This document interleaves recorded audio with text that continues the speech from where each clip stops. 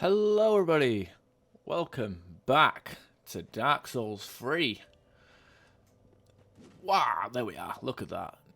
Now this is going to be a continuation of my Dark Souls 3 playthrough that I did.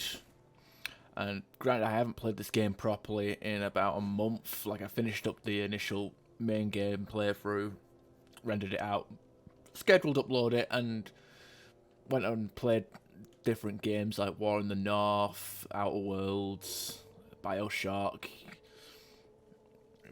fun stuff like that.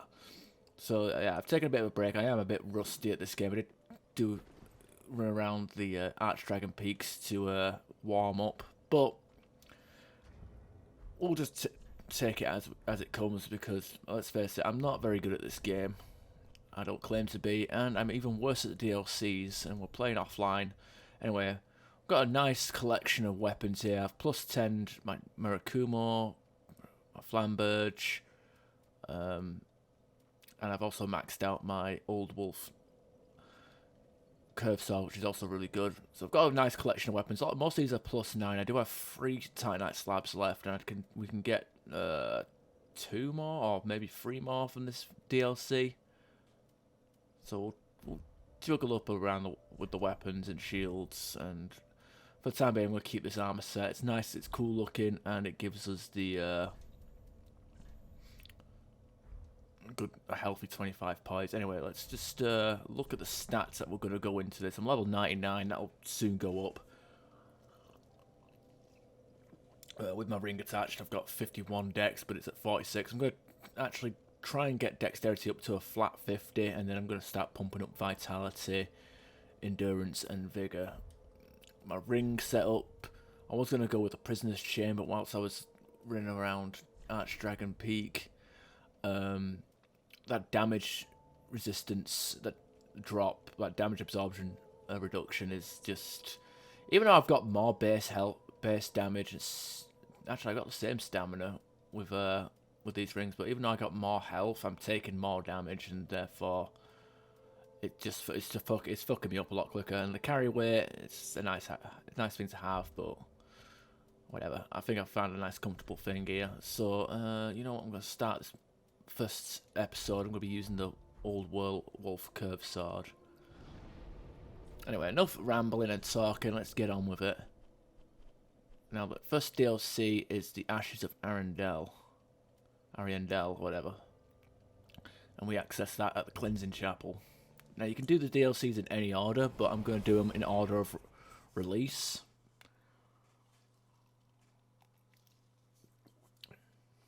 Despite that, I think going into second DLC and grabbing some rings and then jumping out would be nice. Merciful goddess, mother of the forlorn, who have no place to call their own, please bear witness to our resolve. Fire for Ariandel.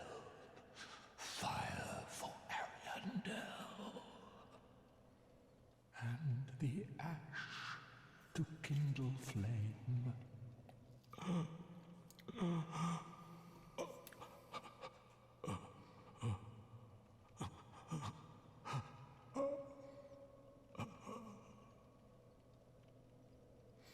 I am the ash that kindles flame, but yeah, I was just saying, you could probably jump into the second DLC, you know, bolt past enemies, get some nice rings, like the Ring of Favour +3 is you can get that without fighting any bosses.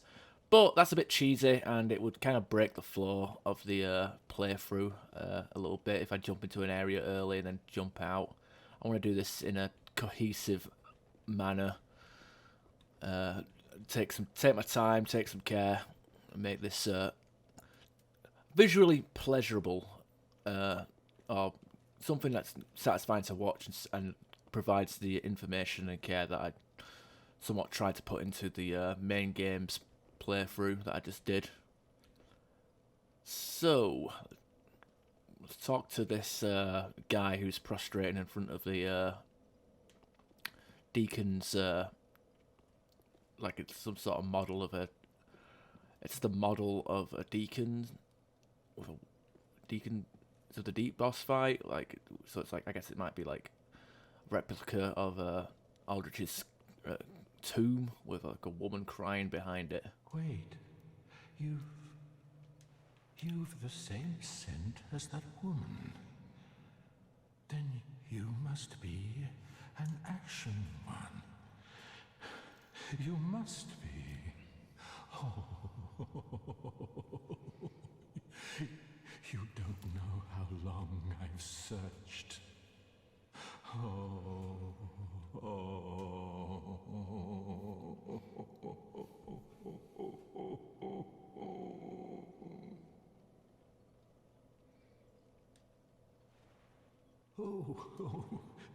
don't mind me. Didn't mean to fall apart. Now, Ashen One, I have a kindness to ask of you. My lady lives in the cold land of Ariandel. I need you to show her flame. A proper flame that will burn the rot away. If you truly are ash, then it must be fire that you seek.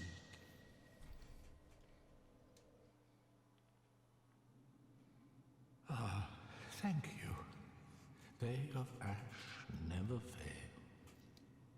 Just a moment, then. The painting of Ariandel. Well, rotted scrap of it, that is. Go on. Take it. Touch it.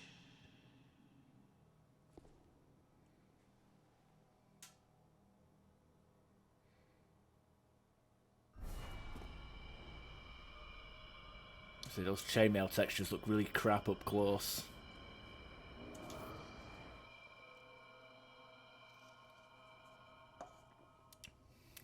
And then the ashes were too.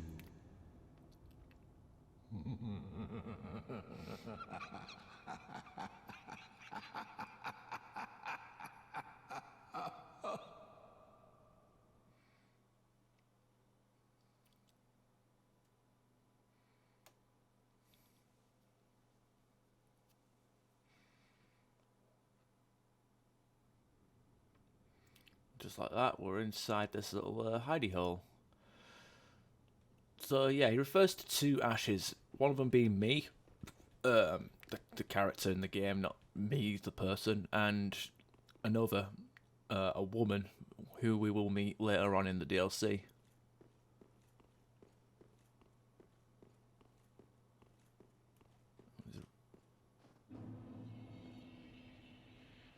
Rest of this bonfire, and there is a person down here, and we can talk to.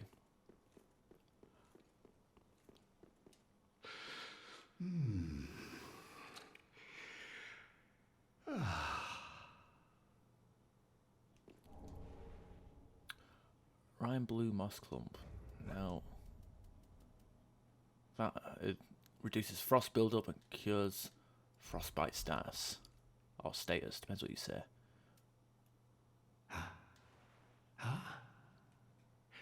Have you just arrived? How very unusual. Just how long has it been? Rejoice, my new friend. For this is a true haven of the forlorn, the cold and gentle painted world of Ariandel. Quick, go along. Find one for yourself. A sweetly rotting bed to lie upon.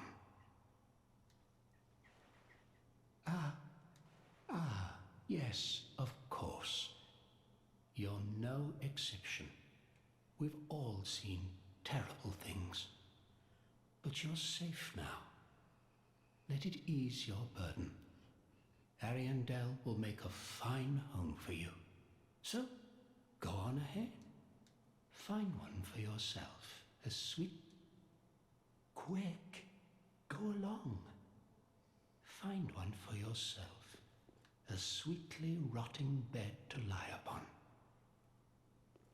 Quick. Alright.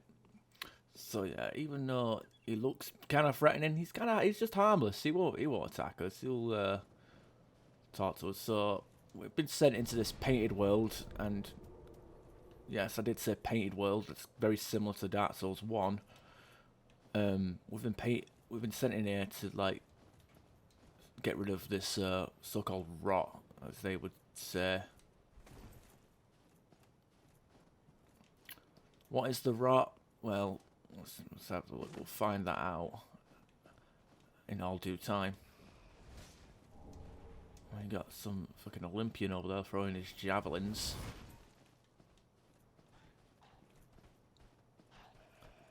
Not good. These interesting looking enemies with their pointed helms. And luckily for us, we just got a loot drop from one of them. So we can read about their allure. Hopefully it's safe here. So let's have a look. Oh god. Maybe I should have like put half of these in the item box and then I could have I wouldn't have to, because like half of these I'll never wear, but I like having one of each armor set. It gives us options.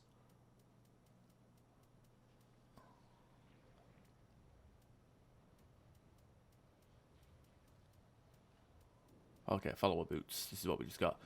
Boots worn by the Farron followers. When a warrior of Farron fell to the abyss, the tall, lean followers with their hollowed eyes quietly appeared in groups to hunt them down. Farron is the watchers, and its watchers fell to ruin, but the followers survived as a wandering pack of hollows. So these were kind of like not full Abyss Watchers, but they worked alongside the Abyss Watchers and went hollow.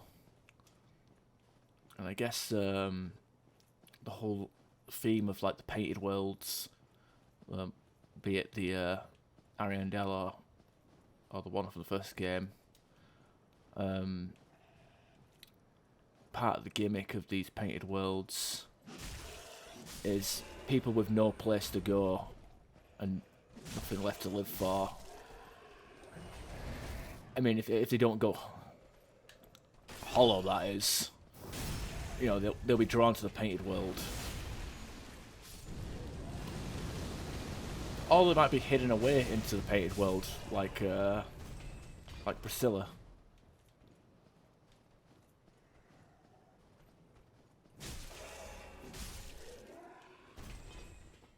Look at that.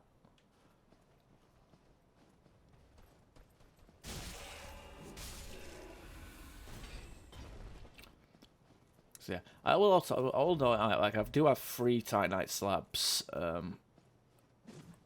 purely for, what's the name over there? For the fact that there's a couple of weapons I might want to use. I might fully upgrade with these DLCs, but I'm not 100% sure. I mean, I'm pretty satisfied with my ultra curved sword, my great curved swords, or curved great swords as you call them. Because of the high P armor and whatnot. Oh no, we fell. Who saw that coming?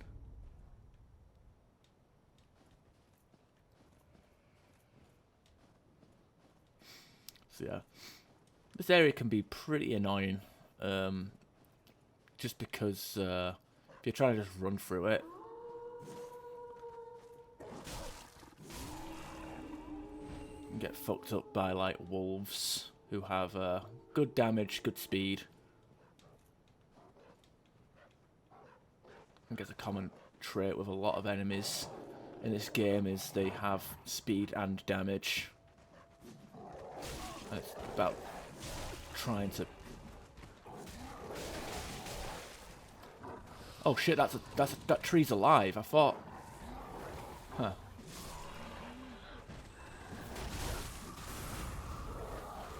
Oh shit! And Something about strength in numbers. Luckily that ice is... I think that ice was fucking them up. Also, I am using this particular weapon. The hell, are you still alive in there? Yeah, you are. I'm using this particular weapon because the more attacks you do with it, the stronger it becomes.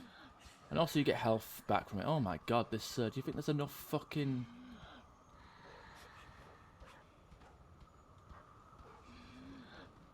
This is a bit much.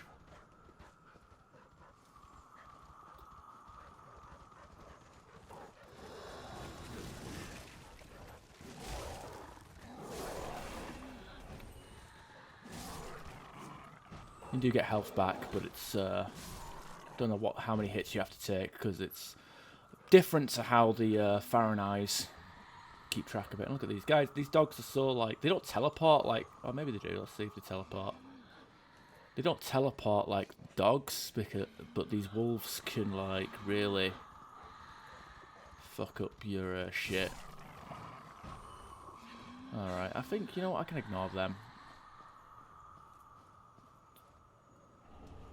Arch soul. Oh god. Here we go. Jesus! Oh god. They are following us up here. Oh, I thought I killed at least one of them. Follow us, javelin. Okay, let's just jump down. I think we're good here.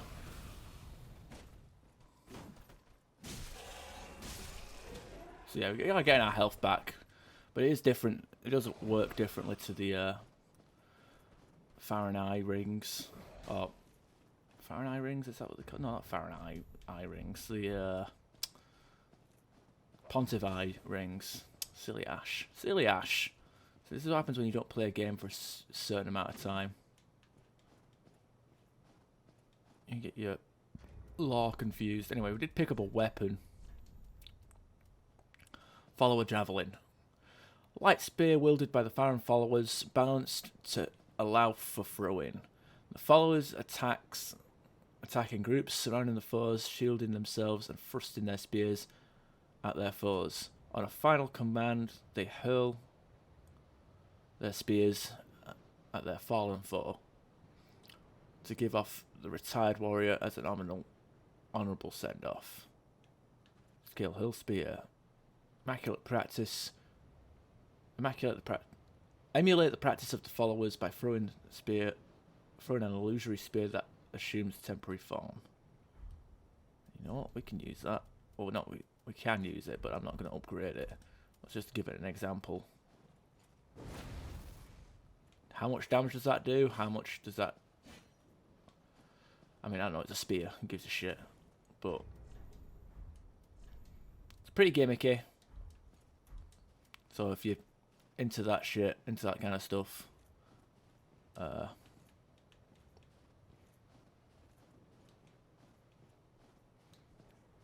by all means, give it a spin. Now you see these trees, some of these trees are alive, they're like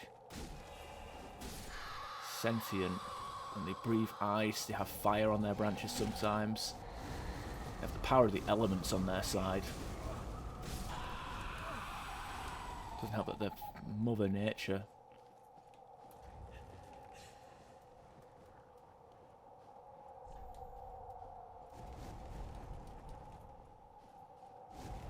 Have much in the way of things, but they can do a lot. Oh shit, I've barely got any health. I didn't realize. I was noticing the frost build up, but I wasn't really taking much notice of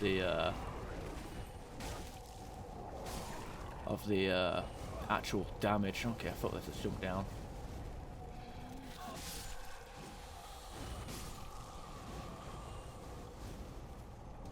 Frozen weapon, that's actually a new spell. Oh my god. So yeah, you can get overwhelmed with large enemy numbers, and they're not really in the mood for getting staggered either.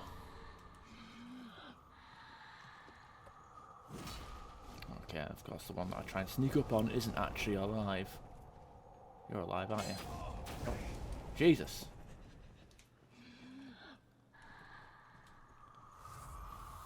Yeah, this is pretty bad. Pretty bad area we've got ourselves into.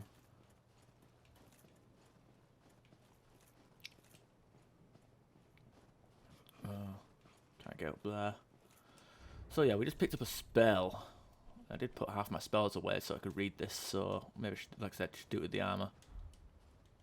Let's drop down into this up here. Oh fuck me. I don't know why I'm swearing so much. And I tried. Don't think I swore that much in the other playthrough. Anyway, we're gonna leave that there. Let's have a look at that spell. One of the spells left behind by the young sorcerer Sullivan before leaving the painted world imbues the right hand weapon with frost. Sullivan was born and raised inside the painting, yet had little use for his frigid homeland, since he had not yet experienced loss. So that's the whole gimmick. Like you suffer a great loss of purpose, home or whatever. Like a great loss, you're feeling forlorn. You get drawn to the painting, but if you're born in the painting, then why are you there? Like you haven't experienced loss, gain, or anything of that magnitude. So as such, Sullivan had no reason to be in the painting, so he left. That's a lot of damage for a frost effect.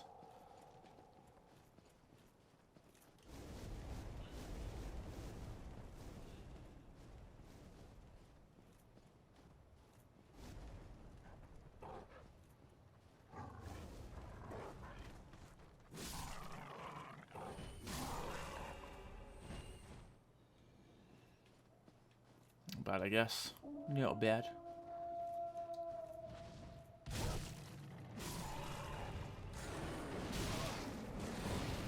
Probably my favourite enemy in the game, the fucking super speed wolf. That can fuck up your shields,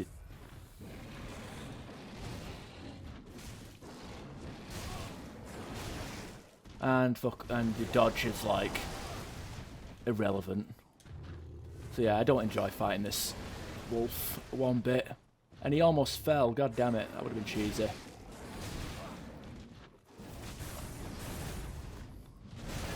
And of course, like, his attacks are so perfectly timed to react to, like, you can't even react to your...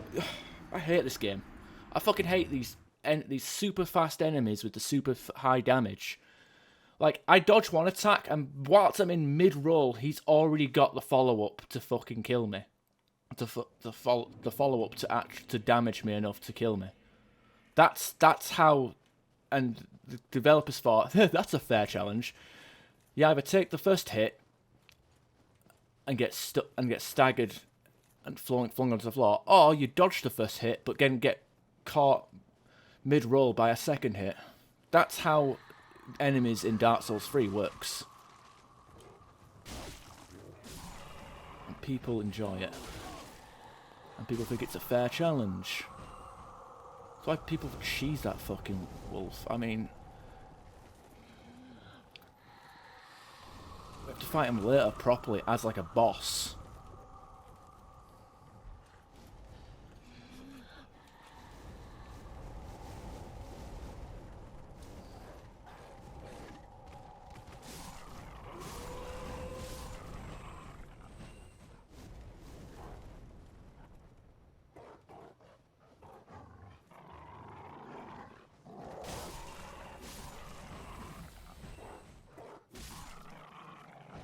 Luckily, I've got a bit of a damage boost from the...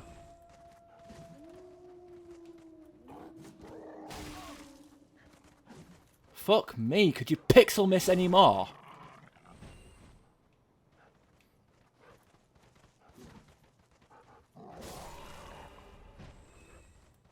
Look at this. There's like so many wolves in this area. It's a bit much.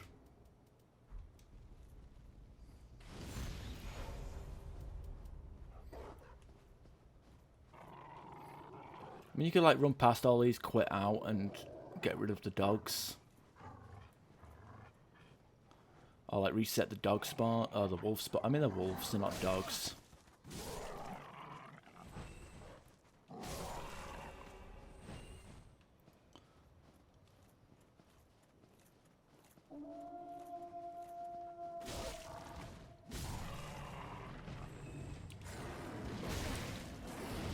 Like I tried to predictive dodge that. And I was locked in animation. Look at that. He gets to like half health and he fucks off. 2 Titanite shards. But yeah, not in my opinion, not an enjoyable enemy to fight. And he's a boss, and he's one of the most bullshit bosses I've ever fucking fought in this game. But luckily we only have to fight him once in this location. Speaking of which, got a nice little tower there. And I think I'll end the episode here. So I hope you guys enjoyed. And I'll see you next time. Bye bye.